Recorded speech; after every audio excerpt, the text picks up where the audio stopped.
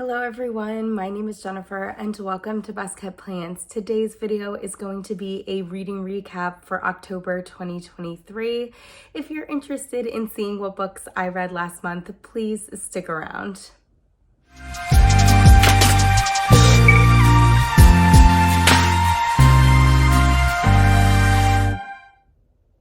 As you can probably tell by my voice, I am a little bit under the weather right now. I've been dealing with a sinus issue for over a week that just has not fully cleared up. So bear with me as we're making our way through this video. I had an interesting reading month in October. I saved a couple of books specifically for while I was away towards the end of the month.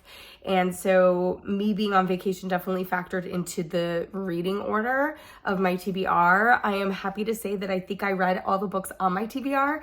If you watch my TBR video, it was a little bit of a mess. There were actually 2 books I included in that video that I ended up taking off my TBR. One of them was because I filmed that video towards the end of September and I actually ended up reading one of those books in September after I filmed that video. And then the other one was my book of poetry that I was going to read in October, which I realized in October when I went to go pick it up that I had already read it. So that was a little bit odd and confusing, but yeah, we're going to talk about all the books that I read in the month of October. I am, of course, going to be referencing my Archer and Olive Amy Tangerine reading journal. This is where I keep track of all of the books that I read every single month. I love this reading journal. I love putting it together. It's super fun. I have a couple flip throughs of this on my channel if you're interested. So let me get to October so that I can make sure that I have all of my ratings for the books that I read last month. So the first book that I read, I wanted to dive into an easy breezy, fun, witchy romance right off the bat. And so I ended up picking up Witches Get Stuff Done by Molly Harper. I was given this as an ARC by Sourcebooks Casablanca, so thank you to them for sending this to me. I was really excited to read this. I read one witchy Halloween-esque romance last year and I really liked it. So I was excited to dive more into that kind of subgenre of romance. Unfortunately, this one just did not hit for me.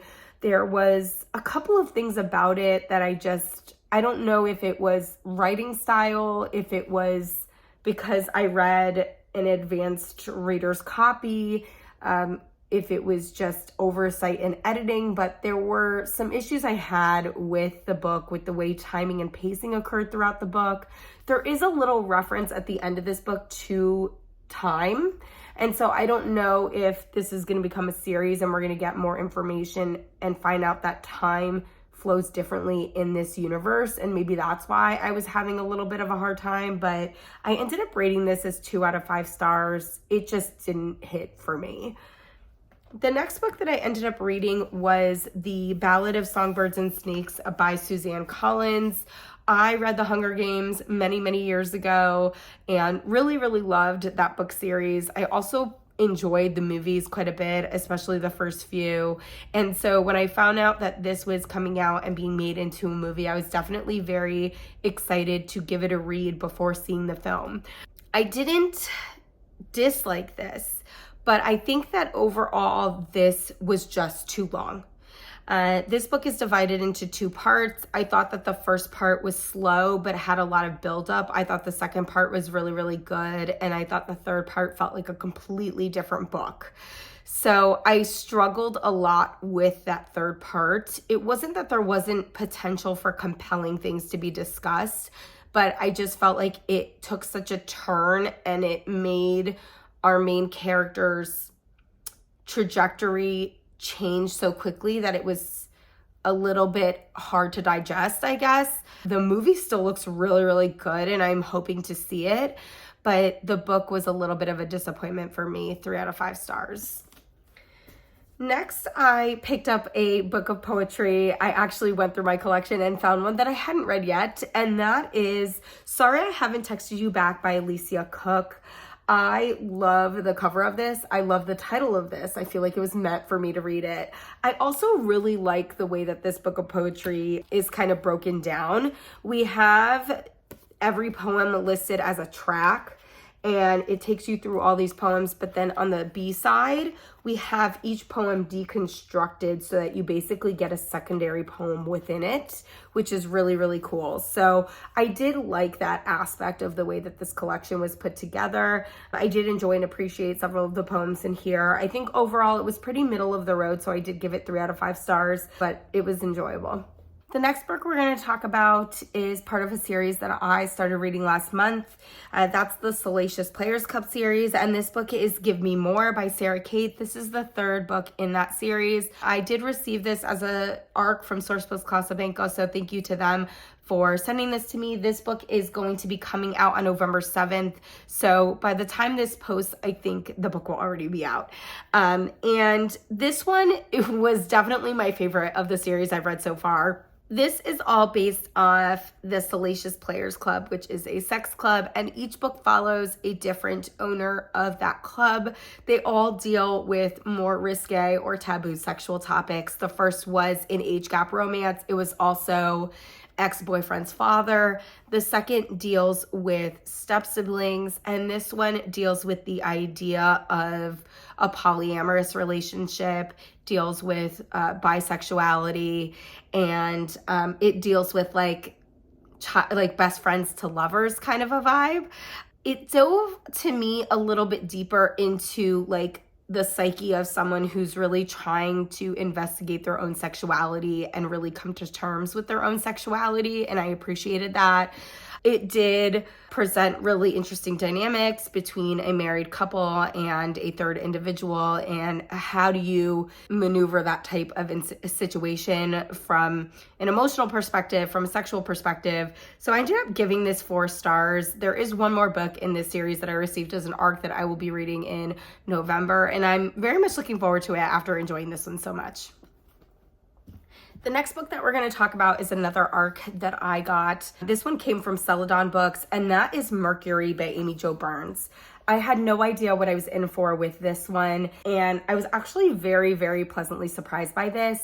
This is, to me, a familial story, but it's also a story about a woman coming to terms with what she wants for her life and for her future, making and carving out a spot for herself in her family.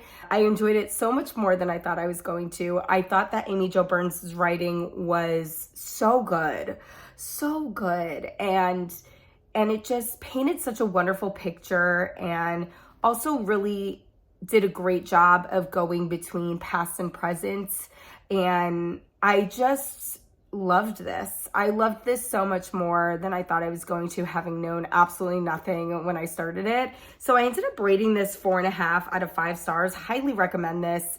The next book that we're going to talk about is the mystery thriller book that I read in the month of October for my mystery thriller challenge. I'm trying to read one mystery thriller book every month of the year, and I chose Halloween Party by Agatha Christie. I've never read an Agatha Christie book before, and so I thought this would be a fun one to start out with and a perfect one to read in the month of October. I, first of all, love this edition of this book. It's just so pretty. I didn't know what I was in for. It definitely has like fun, cozy mystery kind of vibes to it. It was an intriguing and interesting story because we do deal with the death of a child in this, but I really loved Agatha Christie's writing. I liked the way the story unfolded. I really enjoyed our main character, which I know Agatha Christie writes about a lot, and that's, and I'm going to say his name wrong for sure, Hercule Poirot. I really enjoyed it. I definitely see myself reading more Agatha Christie in the future, and I gave this 3.5 out of 5 stars. The next book we're going to talk about is something that I actually listened to as an audiobook, and that is Call the Canaries Home by Laura Barrow. I picked this because I thought that the title was interesting and I thought the cover was very pretty. I did not know what I was getting into when I was listening to this.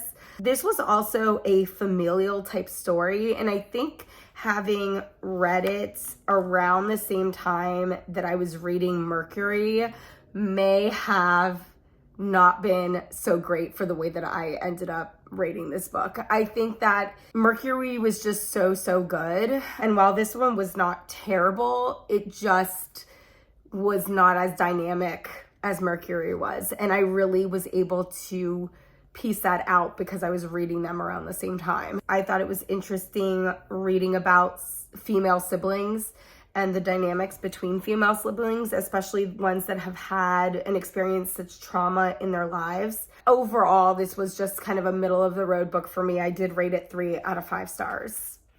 The next book we're going to talk about is the first book I actually read while I was away on vacation. I wanted to save some easier, breezier romances for while I was away. I wanted to save some more Halloween-esque witchy books for when I was away. And so I ended up picking up The Ex Hex by Erin Sterling. This is a companion novel to The Kiss Curse, which I read last year. This one actually came out first and The Kiss Curse came out second. I'm reading them kind of in opposite order, but that's okay. You can read them out of order and still not have anything spoiled. I did enjoy this. I do really like Erin Sterling's writing. I think that it's just light and easy to digest, which is really great.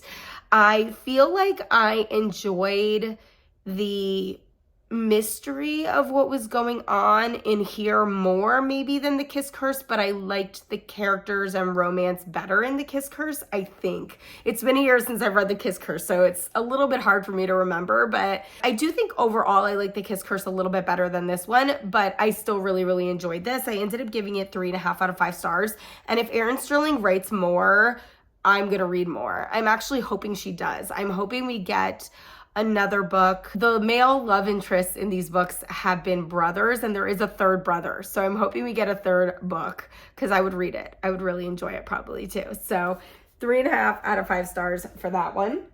And then the next one that I read, I actually read on my Kindle, and that is The Very Secret Society of Irregular Witches by Sangu Mandanna. I have heard nothing but wonderful things about this book, and I've been wanting to read it for a really long time. I got it super cheap on my Kindle, like $2.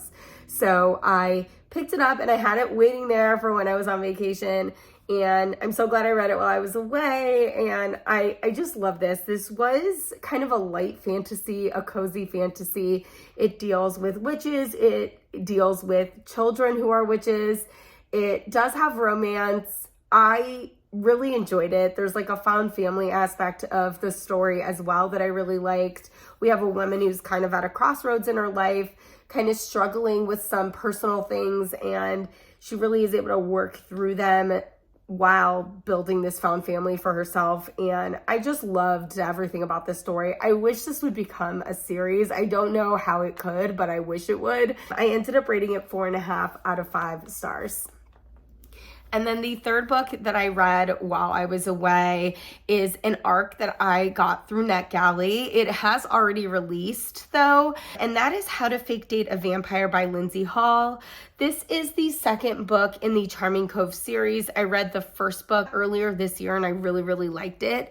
So when I saw that the second book was on NetGalley, I had to request it. I'm so glad I got approved for it. This takes place in the same town as the first book. It's this like little magical village in the UK, and it's just adorable. Like, I love the setting of where these books take place and the townspeople.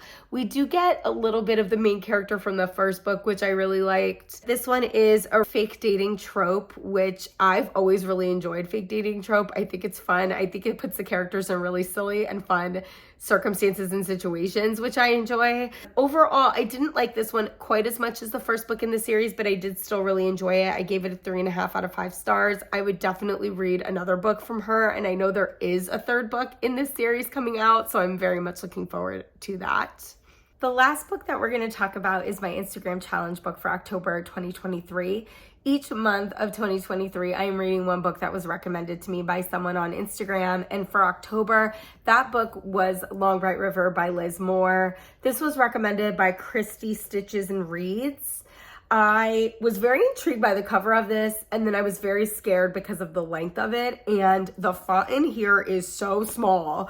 I was so nervous about reading this book, but let me tell you, getting through this, oh my gosh, I flew right through it. It is long, and it is very heavy subject matter, but it is so easy to read. Like, Liz Moore did such a great job of making this easily digestible, even though we're dealing with a pretty intense topic.